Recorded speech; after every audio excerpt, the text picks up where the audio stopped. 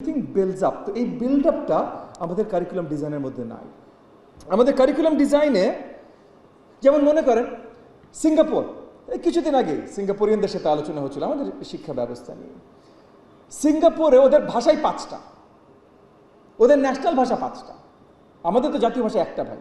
যদিও আমাদের multiple education streams আছে, বাংলা মিডিয়াম মানে আমাদের রেগুলার মিডিয়াম হলো আমাদের কি বলে নাম এডুকেশন ট্রান্সমিটেড হয় বাংলা ভাষায়। সো প্রাইমারি ল্যাঙ্গুয়েজ আমি ধরে নিই বাংলা ভাষা। মাদ্রাসা এডুকেশনে ট্রান্সমিটেড হয় আরবি ভাষায়, সো আমি ধরে নিচ্ছি তাদের প্রাইমারি ল্যাঙ্গুয়েজ আরবি ভাষা। ইংলিশ মিডিয়াম এডুকেশনে ট্রান্সমিশন হয় ইংরেজি ভাষায়, মানে প্রাইমারি ল্যাঙ্গুয়েজ ইংরেজি ভাষা, স্টিল মাতৃভাষা ভাই বাংলা ভাষা। সবাই বাংলা ভাষা শিখে 4 বছর বয়সে যাক আর 5 বছর বয়সে যাক, স্কুলগুলোতে যখন ঢুকছে কোন ভাষা শিখে ঢুকছে, কোন ভাষায় অ্যাটলিস্ট প্রথমটা ওই যে বলে বোঝানোটা তারা ইতিমধ্যে কিছু দূর আয়ত্তে নিয়ে এসছে, শুনে বোঝা এগুলো আয়ত্তে নিয়ে এসছে মাতৃভাষা, রাইট? মাতৃভাষায় ফোকাস। তো এই মাতৃভাষায় ফোকাসটা কখন কিভাবে হতে হবে এটা তো ক্লিয়ার হতে হবে। আরেকটা জিনিস আমাদের এডুকেশন, আমাদের প্রাথমিক এডুকেশনে আমরা বড়ভাবে এখনো ঢুকাই নাই। এই যে টেক্সটবুকে নিয়ে তো অনেক ডিজাইন ফ্লজ আছে, বাট সিভিক এডুকেশন যে সেটা গুরুতর দরকার, সিভিক এডুকেশন আমরা ঢুকাইনি।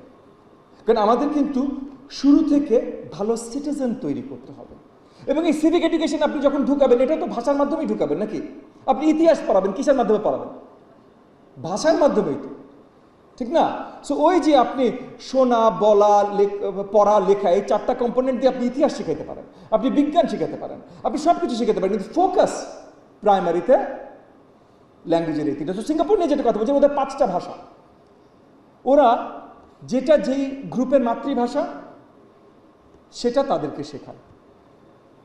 প্রাথমিকের 3rd ইয়ার থেকে তারা 2nd ভাষায় যায়, মাধ্যমিকের আগে তারা 3rd ভাষায় যায় না। সিঙ্গাপুর কি আমরা বলতে পারি মোটামুটি শিক্ষার দিক দিয়ে সাকসেসফুল একটা দেশ হতে পেরেছে? আমরা মোটামুটি মানতে পারি।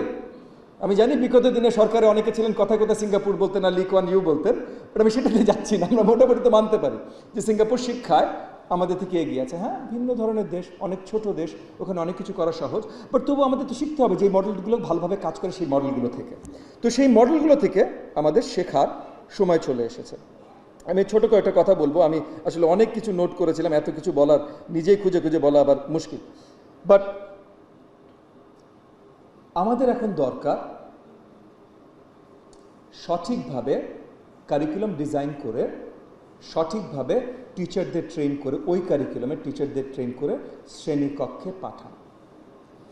আমরা এটা মানে আপনাদের সকলের জন্য বলছি, ন্যাপের জন্য বলছি, মিডিয়ার যে ভাই বোনেরা আছেন তাদের জন্য বলছি। ইনশাআল্লাহ আমরা আগামী 2 বছরের ভেতরে নতুন কারিকুলাম ডিজাইন করে ফুল রোল আউট করবো আমাদের প্রাথমিক শিক্ষা ব্যবস্থার জন্য। এবং আমরা এমনভাবে করব যেন আগামী 1 বছরের ভেতর আমরা ডিজাইন পাইলটিং পূর্ণভাবে মানে মোটামুটি পরিপূর্ণভাবে শেষ করে আমরা রোল আউট ফেজগুলো শুরু করতে পারি, যে টিচার ট্রেনিং, টেক্সটবুক ক্রিয়েশন এই সব কিছু শুরু করতে পারি, যেন by the end of 2 years 2028-এ আমাদের প্রাথমিক শিক্ষার্থীরা নতুন কারিকুলাম পাবে।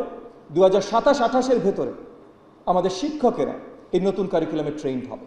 এবং এই নতুন কারিকুলাম আমরা ওই আলোকে ভাষা, নিউমেরাসি, গণিত, সিভিক এডুকেশন এবং একই সাথে ওই সিভিক এডুকেশনের সাথে connected but separate sports and culture, এই ভিত্তিতে আমরা নতুন কারিকুলাম শেখাচ্ছি।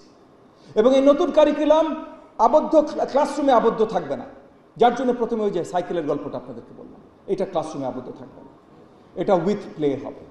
সো আগামী দিনগুলোতে এই যে আমরা এত স্কুল কক্ষ বানাই, শ্রেণীকক্ষ বানাই, স্কুল ঘর বানাই, ওয়াশ ব্যাংক বানাই, আগামী দিনগুলোতে পুরো আর্কিটেকচারাল স্ট্রাকচার হবে প্রত্যেকটা প্রাথমিক বিদ্যালয়ের, যেটা ফোকাসড হবে আমাদের বাচ্চাদের লার্নিং এর ভিত্তিতে। সো ওই যে টেক্সটবুক নিয়ে হাফিজ সাহেব আর মাহবুব সাহেব বললেন না, যে যখন ক্রিয়েট করবেন আগে চিন্তা করবেন কাদের জন্য বানাচ্ছেন, তারপর চিন্তা করবেন কোন কনটেক্সটে বানাচ্ছেন, তারপর চিন্তা করবেন লার্নিং আউটকামটা কি। তো আউটকামের ভিত্তিতে এখন থেকে প্রাথমিক এডুকেশনের, প্রাথমিক শিক্ষা প্রত্যেকটা কাজের মাপকাঠি শুধু একটা জিনিস হবে, লার্নিং আউটকাম। শিক্ষার্থীদের কতখানি শিখিয়ে আমরা বের করতে পারছি, এইটা হবে মাপকাঠি, অন্য কিচ্ছু না। সো টিচার অ্যাসেসমেন্ট আমাদের যত অ্যাডমিনিস্ট্রেটিভ অফিসার্স আছে, ডিডি থেকে এটিও পর্যন্ত প্রত্যেকের অ্যাসেসমেন্ট হবে আমার স্কুল শ্রেণীকক্ষে আমার শিক্ষার্থীরা কতখানি শিখতে পারছে। শ্রেণীকক্ষে শেখানোর জন্য আমার ওয়াশ ব্যাংক দরকার, মানে প্রপার বাথরুম দরকার। শ্রেণীকক্ষে শেখানোর জন্য আমার শ্রেণীকক্ষ ঠিকভাবে শেখানোর জন্য আমার দারোয়ান দরকার, সেটার জন্য আমার বিল্ডিং দরকার, অনেক কিছু। সব কিছুর মেজারমেন্ট হবে শ্রেণীকক্ষ বেসলাইন। সো আজকে আমি বক্তব্য আর দীর্ঘায়িত করব না, আমাদের অনেকের হয়তো আমাদের শিক্ষা ব্যবস্থা নিয়ে বলার অনেক কিছু আছে।